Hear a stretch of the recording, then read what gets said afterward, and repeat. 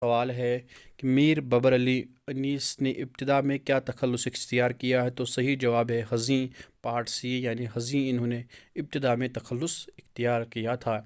نصیب کس شاعری صنف کا جز ہے؟ تو صحیح جواب ہے قصیدہ۔ 18واں سوال ہے کہ یہ قصیدے سے لیا گیا شعر ہے کہ اٹھ گیا بہمن نو دیکھا چمستان سے عمل، تیگ اردی نے کیا ملک خزاں مستاصل۔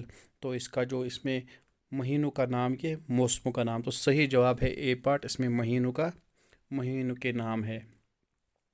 میر انیس کے یہاں کس طرح کی رباعیات نہیں نظر آتی ہیں؟ دیکھیے سوال جو ہے پہلے آپ مکمل پڑھا کیجئے، اس کے بعد جو ہے پہلے سوچا کیجئے، اس کے بعد آپ کو جو کوشچن کا آنسر ہوگا وہ مارک کرنا ہوتا ہے۔